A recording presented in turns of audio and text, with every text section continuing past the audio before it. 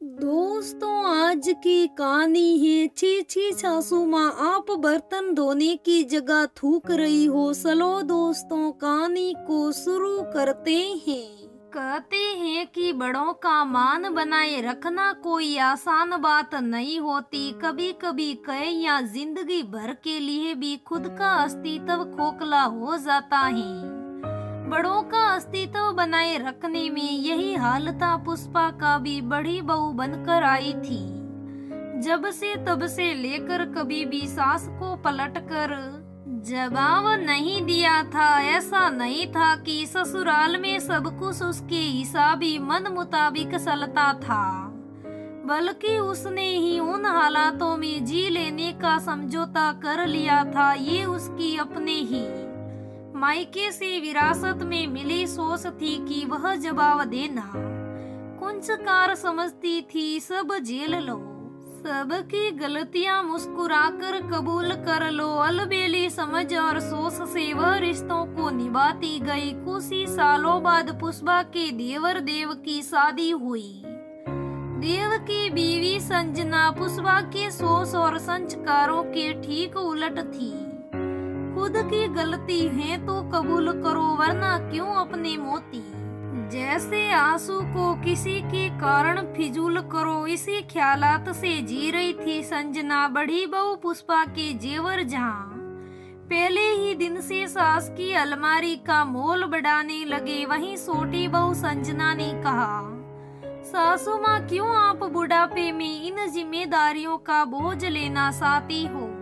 ना आपकी नजर चलती है, ना आपके हाथ पैर। 2 पैसे की चीज होती तो मैं आपको दे देती, मगर आप जानती हैं ये सोना है। कोई दुरुस्ती चौकीदार। पुष्पा भी दांतों तले उंगली दबा गई।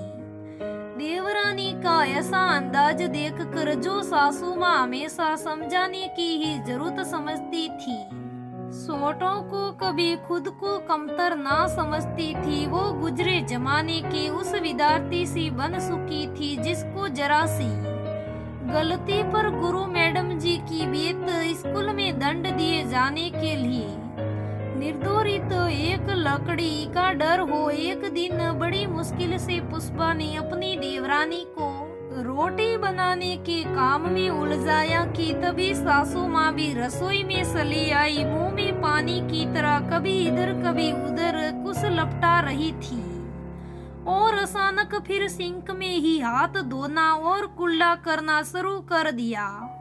सी ये आप रसोई में लगे सिंक को बाथरूम के पास लगे बाथरूम की तरह क्यों इस्तेमाल करती हो।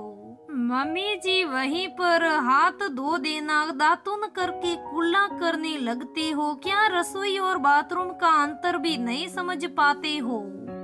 देवरानी जी गैस और रोटी पर से ये नजर हटाकर तुरंत फिनाइल और नमक का डिब्बा लेकर सिंक की तरफ मुख्यातिब होकर बोली, रसोई में एक ग्रह लक्ष्मी अन्नपूर्णा भी बन जाती है, इसलिए रसोई क्या किसी मंदिर से कम मायने रखती है।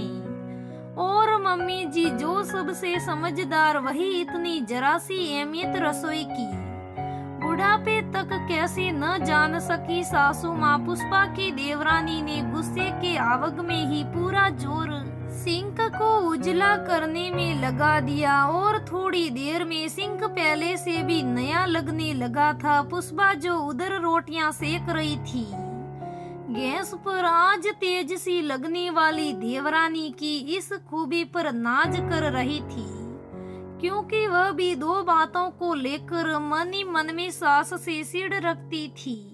एक वो जब सासू माँ को खाना खिलाकर खुद खाना लेकर बैठती थी तो सासू माँ अपने पूरे गले की सफाई का शोर मचा देती थी।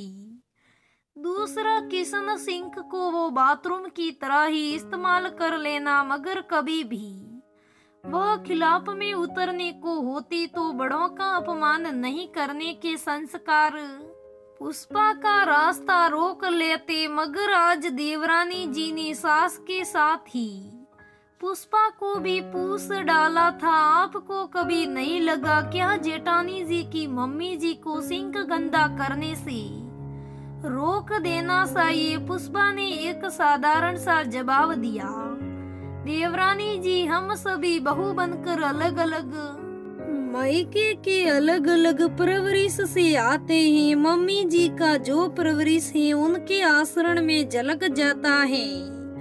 वैसे ही मेरा और आपका है कि आपको जहाँ गलत के खिलाफ आवाज उठाना पसंद है, वही मुझे बड़ों की गलती पर सम्मान के पर्दे को उखाड़ फेंकना अनुचित लगता है। फिर भी शायद थोड़ी सी तकलीफ खुद को ही क्यों ना झेलनी पड़ जाए। खैर कोई बात नहीं देवरानी जी, सासू माँ की तरह आप जादू की सड़ी घुमाकर हमको भी बदल डालना खुद की तरह।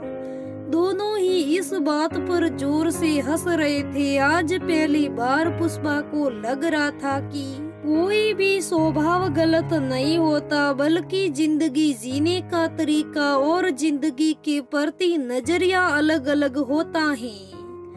आखिर सासू माँ की जिन गलत आदतों का अवरोध वो अपने सोच विचारों के कारण इतने सालों तक नहीं कर पाई थी, उन्हीं आदतों का अवरोध देवरानी के कुछ ही दिनों में जो कर दिया था।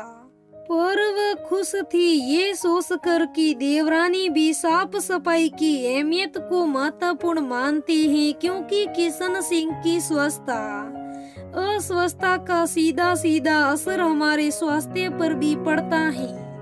दोस्तों, हमें कहानी से यही सीख मिलती है कि गलत तो गलती होता है, हमें गलत को छुपा कर नहीं रखना चाहिए।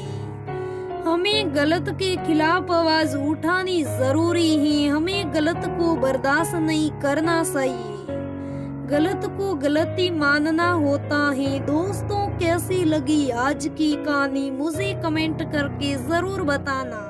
अगर कहानी अच्छी लगे तो लाइक करना, शेयर करना, मेरे चैनल को सब्सक्राइब करना। धन्यवाद दोस्तों, हम फिर मिलेंगे अगले